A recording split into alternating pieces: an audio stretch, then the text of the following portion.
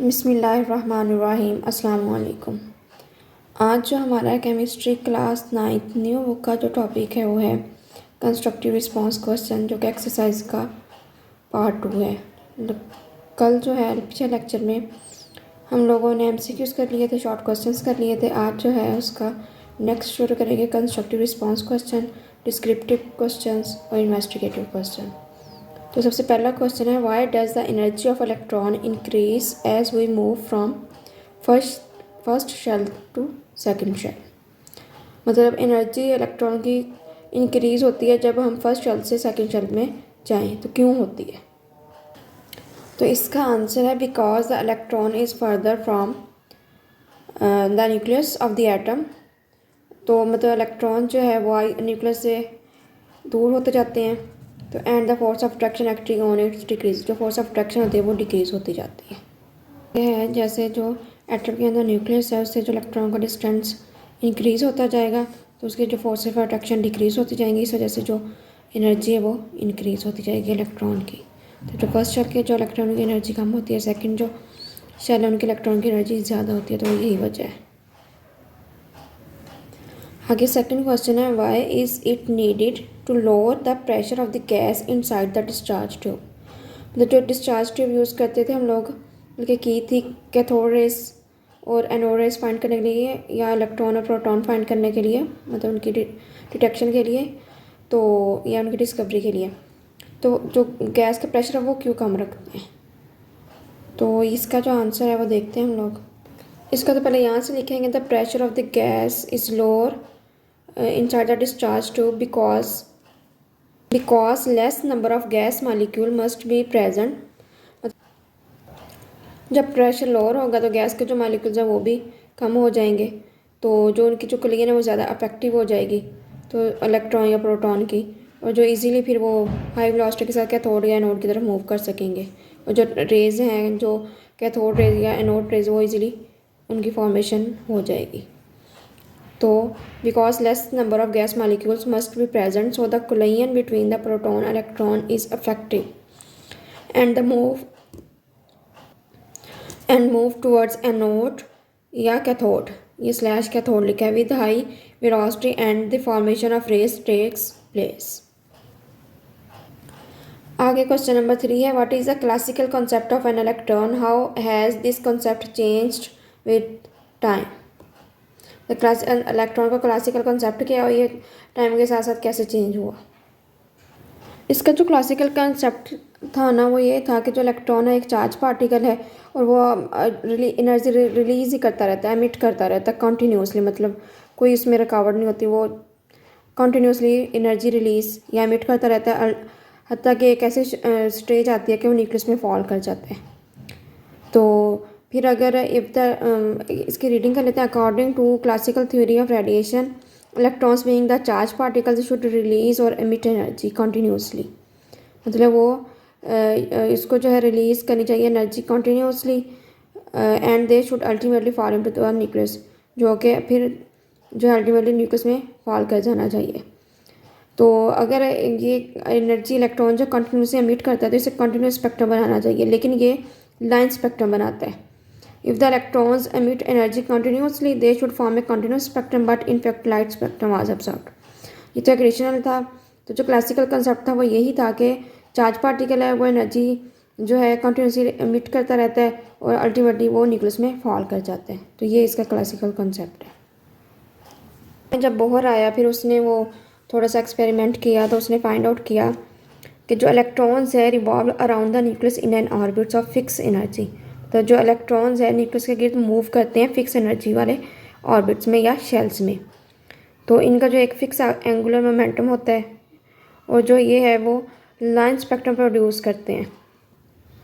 और जो मैंने आपको लास्ट लेक्चर में बताया था जो स्ट्रक्चर ऑफ एटम वाले में, कि जो इलेक्ट्रॉन होते हैं शेल्स में मूव करते हैं, शेल भी आगे सब शेल्स में डिवाइड हो जाते हैं, उनके कितनी मैक्सिमम कितना कैमुलेट कर सकते हैं सारी मैंने डिटेल बताई थी, तो वो भी आप यहाँ पे लिख सकते हैं कि दिस कंसेप्ट। पहले तो ये था कि वो अल्टीमेटली फॉल कर जाता है कंटिन्यूस एनर्जी एमिट करके, लेकिन बाद में ऐसा हुआ कि वो इलेक्ट्रॉन जो है न्यूक्लियस के गिर्द जो है कंटिन्यूसली रिवॉल्व कर रहा था, कोई मतलब वो उसके अंदर फॉल नहीं कर रहा था, तो वो लाइन स्पेक्ट्रम देता है ये। तो जो है जो जिससे में रिवॉल्व करता है उसे ऑर्बिट बोलते हैं या शेल बोलते हैं। शेल आगे फर्दर डिवाइड हो जाते हैं सब शेल्स में। तो ये इसका आंसर है। अगर आप इस स्ट्रक्चर में देखें ये न्यूक्लियस है और इलेक्ट्रॉन जो इन शेल्स में मूव करता रहता है कॉन्टीन्यूसली, मतलब रिवॉल्व करता रहता है। तो वो एक मैक्सिमम डिस्टेंस पे करता है, मतलब के का एक डिस्टेंस है, फिर एल का है, वो आगे एम का है, तो इनका जो डिस्टेंस है वो बढ़ता जाता है। तो हर एक अपना स्पेसिफिक डिस्टेंस होता है, वो कॉन्टीन्यूसली इनमें रिवॉल्व करता रहता है, तो इसमें फॉल नहीं करता, जो इसके जो मॉडर्न अप्रोच इलेक्ट्रॉन थ्योरी है। आगे है why the nuclei of the radioactive elements are unstable. जो रेडियो एक्टिव एलिमेंट्स हैं उनकी न्यूक्लियाई क्यों अनस्टेबल है। तो ये जो शॉर्ट क्वेश्चन था हमने तब भी देखा था, यहाँ पे वाई इज ट्रीटियम में आर रेडियो एक्टिव एलिमेंट, तो वही तकरीबन आंसर है इसका कि इसके जो नंबर ऑफ़ न्यूट्रॉन्स हैं वो ज़्यादा हो जाते हैं, तो इस वजह से वो जो रेडियो एक्टिव एलिमेंट है उसको अनस्टेबल बना देते हैं, मतलब nuclear. When the radioactive element have extra neutron, जब उनके पास एक्स्ट्रा न्यूट्रॉन होंगे, it creates extra energy in the nucleus, जो कि एक्स्ट्रा एनर्जी न्यूक्लियस में क्रिएट करेंगे, causes the element to become unstable, जो कि एलिमेंट को फिर अनस्टेबल करते हैं। न्यूट्रॉन होते हैं किस वजह से, एक्स्ट्रा न्यूट्रॉन्स की वजह से, तो इस वजह से वो अनस्टेबिलिटी उनकी बढ़ती जाती है। अगला है during the discharge tube experiments how did the scientist conclude that the same type of electron and protons are present in all the elements. तो ये सारा जो हम लोगों ने एक्सपेरिमेंट देखा था, एक अगर ओवरऑल व्यू देखें डिस्चार्ज ट्यूब का, कि एक साइड पे कैथोड होता है, एक साइड पे एनोड होता है, वैक्यूम पंप लगाया था जो गैस को रिमूव करने के लिए यूज़ होता है, और प्रेशर कम करते हैं और हाई वोल्टेज हम लोग अप्लाई करते हैं। तो जो है रेस जो है कैथोड रेस यहाँ से निकल के कैथोड से एनोड की तरफ जाती हैं, इससे ये पता चलता है इन पर नेगेटिव चार्ज है। और जब एक इसमें परफोरेटेड कैथोड यूज़ करें जिस तरह प्रोटॉन की डिस्कवरी में, तो वो जो है जो एनोड रेज हैं वो कैथोड की तरफ जाएंगी, जिसे कैनाल रेज भी बोलते हैं। तो ये है, ये यहाँ डायरेक्शन ऑफ कैथोड रे ये होगी, जो डायरेक्शन ऑफ एनोड रेज हैं वो ये होगी। जो कैथोड रेज हैं ये इलेक्ट्रॉन्स को बोलते हैं, और जो एनोड रेज हैं उन्हें प्रोटॉन बोलते हैं। देखिए हम लोग तो यहाँ पे भी परफोरेटेड कैथोड यूज़ किया है और जो है हाई वोल्टेज अप्लाई किया है। तो जो क्या कहते हैं एनोड रेज जो हैं वो यहाँ से निकल के पॉजिटिव है तो कैथोड की तरफ जा रही हैं, यहाँ से निकल के कैथोड की तरफ, और जो कैथोड रेज हैं वो एनोड की तरफ जा रही हैं। तो दोबारा रिपीट कर देती हूँ, यहाँ से जो कैथोड रेज निकल के वो एनोड की तरफ जा रही हैं, एनोड से जो एनोड रेज निकल के वो कैथोड की तरफ जा रही हैं। मतलब जो एनोड रेज हैं वो होंगी प्रोटॉन और जो कैथोड रेज हैं वो होंगी इलेक्ट्रॉन। फिर इनके जो है स्ट्रेट लाइन में मूव करते हैं, लेकिन जो डायरेक्शन है वो ऑपोजिट होती है। तो इससे हमें दोनों पार्टिकल्स का पता चल गया कि जो न्यूक्लियस में प्रोटॉन और इलेक्ट्रॉन दोनों प्रेजेंट है, लेकिन ऑपोजिट चार्ज पार्टिकल है।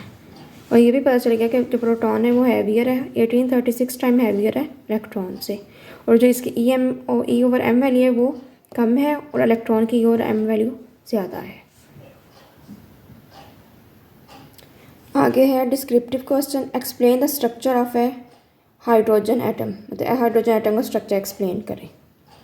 तो हाइड्रोजन में पहले भी हम लोगों ने देखा था, इसमें एक प्रोटॉन होता है और एक इलेक्ट्रॉन होता है। न्यूट्रॉन जो होता है वो कोई नहीं होता। अगर आइसोटोप्स पे चले जाएं तो वो आगे भी प्रोटियम, ड्यूट्रियम, ट्रिटियम है, हम देखते हैं।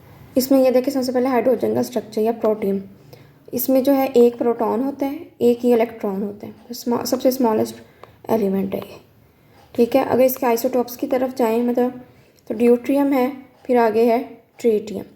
ड्यूट्रियम में जो है एक प्रोटॉन होता है, एक इलेक्ट्रॉन होता है, मतलब ट्रिटियम में भी एक प्रोटॉन एक इलेक्ट्रॉन, तीनों में एक एक प्रोटॉन और एक एक इलेक्ट्रॉन तीनों में होगा। फ़र्क क्या आएगा, यहाँ पे जो न्यूट्रॉन है वो ज़ीरो होगा, ड्यूट्रियम में न्यूट्रॉन 1 होगा, ट्रिटियम में जो न्यूट्रॉन की तादाद है वो 2 हो जाएगी, ठीक है। तो ये था स्ट्रक्चर ऑफ हाइड्रोजन एटम। वैसे हम लोगों ने हाइड्रोजन का स्ट्रक्चर पूछा हुआ है, तो आप जस्ट ये वाला बना के सब बता देंगे, जिसमें एक प्रोटॉन होता है और एक इलेक्ट्रॉन होता है। अगला है how does the theory of atomic structure explain the ionisation of atoms by radioactive isotope. तो जो एटॉमिक स्ट्रक्चर थ्योरी है वो एटम की आयोनाइजेशन को कैसे एक्सप्लेन करती है, बाय रेडियो एक्टिव आइसोटोप से। तो अब यहाँ से ये वाला टॉपिक है ionisation of atoms by radioactive source, radiation emitted from a radioactive source causes ionisation of atom, कि जो इनसे जो रेडिएशन एमिट होती हैं वो आयोनाइजेशन ऑफ एटम करती हैं। फॉर एग्जाम्पल हीट और light energy coming from the sun और रेडियो एक्टिव एलिमेंट, तो कुछ सन से या कुछ जो है रेडियो एक्टिव एलिमेंट से आए हीट या light energy can remove electron और इलेक्ट्रॉन्स फ्रॉम एटम, तो इलेक्ट्रॉन रिमूव कर देती है एटम से। However, this ionizing radiation should have enough energy to remove the tightly bound electron from the orbit of an atom. ये जब मैंने समझाया था ये टॉपिक, तो मैंने अच्छी डिटेल से समझाया था, वो जो है टॉपिक देख लीजिएगा वो लेक्चर वीडियो। तो यहाँ पे जो है एक सिंपल वे में बताया हुआ है कि जो सोडियम है जो वो एनर्जी लेता है तो वो कैटाइन में चेंज हो जाता है और इलेक्ट्रॉनिक दे देता है, तो इसकी आयोनाइजेशन हो जाती है। However, the electron will be lost only when there is present another atom which can accept it. तो तभी लॉस करता है जब वो दूसरा एक्सेप्ट करने की एबिलिटी रखता हो। तो क्लोरीन है तो वो इलेक्ट्रॉन लेके क्लोराइड आयन और एनर्जी दे देगा हमें। तो यहाँ पे एनर्जी जब इलेक्ट्रॉन रिमूव करना तो एनर्जी देनी पड़ती है, जब इलेक्ट्रॉन गेन करे तो वो एनर्जी हमें देता है। तो ये था ionisation of atoms by radioactive source. आगे है what is radioactivity, explain any 3 applications of radioactive isotopes. Radioactivity क्या है और इसके 3 एप्लीकेशन बताएं रेडियो एक्टिव आइसोटोप्स की। इसमें सबसे पहले हम देखेंगे रेडियो एक्टिविटी की डिफाइन कि रेडियो एक्टिविटी क्या है। तो जो several isotopes of same chemical element exist whose nuclei are unstable, जो कि इनके जो न्यूक्लियाई वो अनस्टेबल होते हैं, they emit excess energy in the form of radiation, जो उनके पास एक्सेस एनर्जी होती है वो रेडिएशन की फॉर्म में एमिट कर देती हैं। This radiation is called radio activity, इसको रेडियो एक्टिविटी कहते हैं। यहाँ तक भी तो ठीक है, उन लोगों ने पूछा रेडियो एक्टिविटी क्या है। और आगे and the isotopes which emits energy is called radioactive isotopes, तो जो एनर्जी एमिट करते हैं आइसोटोप्स उन्हें क्या बोलते हैं, रेडियो एक्टिव आइसोटोप्स। इसके अगर हम लोग देखें example, uranium 23892 give us thorium 9234 plus energy, जो कि फिर फर्दर अनस्टेबल है, तो जो किस में चेंज हो जाएगा, थोरियम प्रोटेक्टीनियम में, Pa 91 और 231 में। तो अब मज़ीद इसकी जो एप्लीकेशन है वो देखते हैं। तो जो इसकी एप्लीकेशन है वो देख लेते हैं। मैंने जब पढ़ाया था तब इनकी हेडिंग भी लिखवाई थी, tracer for diagnosis and medicine. तो ये सारी है कि ये डायग्नोस जो डिज़ीज़ को डिटेक्ट करने के लिए और डायग्नोस करने के लिए ये रेडियो एक्टिव आइसोटोप्स यूज़ होते हैं। कैसे कैसे होते हैं ये मैंने बड़ी डिटेल से एक्सप्लेनेशन कर दी थी। Radioactive isotopes are useful in medical imaging, ये मेडिकल इमेजिंग बनाने में यूज़ होते हैं, जैसे ब्रेन की, लंग्स की और भी जो डिफरेंट ऑर्गन्स हैं हमारे बॉडी के। Doctor use them to diagnose the disease by injecting the patient with a small amount of radioactive fluid. Small amount of radioactive fluid inject करके उसके डिजीज़ को डायग्नोज करने की कोशिश करते हैं। जिस तरह ये गोइटर होता है, आयोडीन 131 यूज़ करते हैं इसके लिए, जिस आम जुबान में जिसे गिलर कहते हैं। जो टेक्नीटियम 99M या M फॉर मेटास्टेबल, यहाँ पे जो M है वो यूज़ करते हैं for metastable, is use for diagnostic imaging across human organs like brains, lungs. तो ये इसके लिए यूज़ होता है डायग्नोस करने के लिए जो ब्रेन और लंग की जो डिजीज़ होती हैं। Doctor use special camera to watch how the radioactive fluid moves. Doctor जो है स्पेशल कैमरा यूज़ करते हैं रेडियो एक्टिव फ्लूइड को मूव करते हुए वॉच करने के लिए। तो इसके लिए फिर स्पेशल कैमरा यूज़ किया जाता है कि कैसे बॉडी में कैसे कैसे मूव करता है। वो हो गई उसकी पहली एप्लीकेशन। दूसरी जो है जियोलॉजिकल यूजेज है। तीसरी जो है वो जनरेशन ऑफ इलेक्ट्रिक सिटी या न्यूक्लियर पावर जो है वो कर लेंगे, देख लेते हैं। तो दूसरा जो जियोलॉजिकल यूजेज है कि किसी भी ऑर्गेनिक मैटर्स की एज फाइंड करने के लिए कार्बन 14 हम लोग यूज़ करते हैं। जो कार्बन के 3 आइसोटोप्स होते हैं, कार्बन 12, 13, 14। जो 14 होता है वो रेडियो एक्टिव होता है, तो वो यूज़ करते हैं फाइंड आउट करने के लिए एज, जिसमें ये जितना ज़्यादा होगा वो रिसेंटली उसकी डेथ हुई होगी, जो जिसमें ये जितनी इसकी डिटेक्शन कम होगी वो उतना ही ज़्यादा पुराना होगा। Radiocarbon dating is a method for finding out the age of historical object containing organic material with the help of radioactive isotopes of carbon C14 और 6 इसका एटॉमिक नंबर है। This method involves measuring the proportion of carbon 14 in a sample from a dead plant और animal like a piece of wood. उसका plant का लेना तो उसका piece of would ले लेंगे, एनिमल का लेंगे तो उसकी बोन ले लेंगे, which provides information that can be use to calculate when an animal or plant died. The older the samples is, the less carbon 14 is to be detected. Third है कि वो थर्ड जो है वो कॉमनली मतलब बहुत ज़्यादा उसके यूज़ बताए हैं एक एक लाइन में. Radioisotopes are use to test the strength of metal concrete mixture. Strength find out करने के लिए यूज़ करती है मेटल और कंक्रीट मिक्सचर की. They are use to generate cheap nuclear power and to find oil fields. मतलब ये nuclear power को भी जो है चीप न्यूक्लियर पावर जनरेट करने के लिए, और जो फाइंड ऑयल फील्ड्स है जिस तरह वो तेल के कुएँ जिस तरह हम ज़ुबान में कहते हैं वो फाइंड करने के लिए यूज़ करते हैं. Medicine they are use to diagnose and treat many medical conditions disease including cancer, thyroid disorders. इसके लिए आयोडीन 131 यूज़ करते हैं. कैंसर के लिए कोबाल्ट 60 यूज़ करते हैं. तो ये मैंने लास्ट टाइम वो डिटेल से बता दी थी. तो जो न्यूक्लियर पावर के लिए जो इक्वेशन यूज़ करते हैं चीप के लिए, चीप न्यूक्लियर पावर जनरेट करने के लिए, यूरेनियम 23592 इसके लिए न्यूट्रॉन की बम्बारमेंट करवाई जाती है. जो बेरियम 139 और क्रिप्टॉन 94 में चेंज हो जाता है और न्यूट्रॉन देता है 3, और फिर बहुत सारी एनर्जी हमें देता है जो कि टरबाइन को ड्राइव करने के काम आती हैं, जिससे जो वाटर है वो गर्म होता है और वो टरबाइन को ड्राइव करके इलेक्ट्रिसिटी प्रोड्यूस करते हैं. इसमें जो क्वेश्चन नंबर 4 है, find out the relative atomic mass of mercury following data. मतलब इस सबके आइसोटोप दिए हुए, उनकी रिलेटिव अबंडेंस दी हुई है, उनका क्या फाइंड आउट करना है, relative atomic mass find out करना है हम लोगों ने. तो वो हम लोगों ने देखा था पिछले एग्जांपल्स में भी जब ये टॉपिक पढ़े थे कि उसका जो मास है उसके रिलेटिव अबंडेंस से मल्टीप्लाई करते हैं हर आइसोटोप का अपने ही रिलेटिव अबंडेंस है उसके एटॉमिक मास से. और जो आपस में जो आइसोटोप्स हैं जो आएगा उनका आंसर उनको सम अप कर देना सबका. यहाँ पे जैसे 7 है इसके आइसोटोप्स, तो 7 को इनके एटॉमिक मास को इनके अबंडेंस से मल्टीप्लाई करके फिर सम अप करके 100 पे डिवाइड कर देंगे तो हमारे पास आ जाएगा मरकरी का रिलेटिव एटॉमिक मास. जिससे ये देखिए पहला 196 था, उसके अबंडेंस जो है उसका मास 196 था, उसके अबंडेंस इतनी थी तो उसको मल्टीप्लाई कर दिया. दूसरे के 198 है, उसके अबंडेंस इतनी है तो आप मल्टीप्लाई कर दिए. इससे सारे मल्टीप्लाई कर दिए. और जो एक आइसोटोप का जो है सम या जो प्रोडक्ट है दूसरे आइसोटोप के प्रोडक्ट के साथ प्लस कर दिए. इसी तरह सारे प्लस कर दिए. जो आंसर आया उसको 100 से डिवाइड कर दिया तो हमारे पास आंसर है 200.59 AMU एटॉमिक मास यूनिट या AMU. मरकरी का है ये रिलेटिव एटॉमिक मास. अगला है investigative question, how can scientist synthesise elements in the laboratory. मतलब साइंटिस्ट लेबॉर्ट्री में एलिमेंट कैसे सिंथेसाइज करते हैं. तो जो सबसे पहला जो लैब में आर्टिफिशियल हमने देखा था चैप्टर 1 में, टेक्नीटियम, जो कि फर्स्ट आर्टिफिशियल एलिमेंट था जो कि लैब में प्रिपेयर किया गया था. Scientist create elements by bombarding two lighter elements they that together add up. ये ऐड अप होके तो the mass of desired new element, जो कि हमारा जो डिज़ायर न्यू एलिमेंट है वो बना देते हैं. तो साइंटिस्ट जो है ऐसे क्रिएट करते हैं. इसके लिए पार्टिकल एक्सेलरेटर यूज़ करते हैं और भी डिफरेंट जो इंस्ट्रूमेंट है वो यूज़ करके ये बना देते हैं. जिस तरह ड्यूट्रियम और ड्यूट्रियम मिल के हमें हीलियम दे देते हैं, हीलियम और लिथियम मिल के बोरॉन दे देते हैं. जो फर्स्ट था वो टेक्नीटियम था, वो किससे मिलकर बना था, ड्यूट्रियम से और मोलिब्डेनियम से.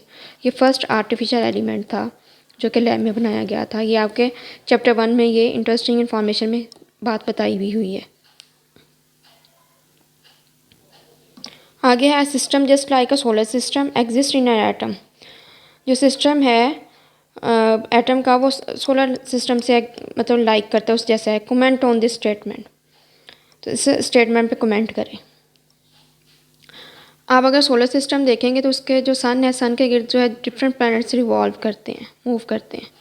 एटम का जो टोटल स्ट्रक्चर है वो तो नहीं है सारा सोलर सिस्टम जैसा, क्योंकि एटम के न्यूक्लियस के अंदर प्रोटॉन न्यूट्रॉन होते हैं. लेकिन एटम का जो इलेक्ट्रॉनिक सिस्टम है ना, जो इलेक्ट्रॉन जैसे मूव करते हैं, वो वैसे सोलर सिस्टम से रिजेंबल करता है. अगर ये देखें इसका, तो सन के इर्द गिर्द मरकरी एक आपस में एक जो है अपने शेल में ऑर्बिट में घूम रहा है. वेनस एक में अर्थ है अपने जो है ऑर्बिट में घूम रही है. Mars, Jupiter, Saturn, Uranus, Neptune, तो ये जो है ना हर अपने अपने ऑर्बिट में मूव कर रहे हैं. ऐसे जो इलेक्ट्रॉन है वो अपने अपने ऑर्बिट्स में या अपने अपने शेल्स में मूव कर रहे हैं. तो ये ऐसे सोलर सिस्टम के साथ रिजेंबल कर रहा है. इसी तरीके से अगर देखें स्ट्रक्चर ऑफ एटम, तो एटम के इर्द गिर्द भी जो इलेक्ट्रॉन है वो एक ऑर्बिट में मूव कर रहे हैं या एक शेल में मूव कर रहे हैं. जिस तरह वो सन के इर्द गिर्द प्लैनेट्स मूव करते हैं, इसी तरह जो न्यूक्लियस के इर्द गिर्द इलेक्ट्रॉन एक ऑर्बिट या शेल में मूव कर रहे होते हैं। जो सोलर सिस्टम में सेंट्रल बॉडी होती है वो सन होती है, और जो एटम की सेंट्रल बॉडी होती है वो न्यूक्लियस होता है। तो दोनों का ये भी रिसेंबल होगी। फिर जो ऑर्बिट बॉडीज़, तो जो प्लैनेट्स हैं वो ऑर्बिट में मूव करते हैं, सन के इर्द गिर्द रिवॉल्व करते हैं। जो इलेक्ट्रॉन है वो न्यूक्लियस के गिर्द ऑर्बिट में रिवॉल्व करते हैं। तो जो एनर्जी लेवल इलेक्ट्रॉन्स के, तो उनके डिफरेंट एनर्जी लेवल्स हैं, तो वो डिपेंड कर रहे होते हैं जितना उसका न्यूक्लियस से डिस्टेंस होगा। तो यहाँ तक था हमारा आज का लेक्चर। अगर कोई क्वेश्चन है तो आप कमेंट सेक्शन में पूछ सकते हैं। मिलते हैं नए लेक्चर में, नई वीडियो के साथ, नए चैप्टर के साथ, नए टॉपिक के साथ। तब तक के लिए अल्लाह हाफिज़।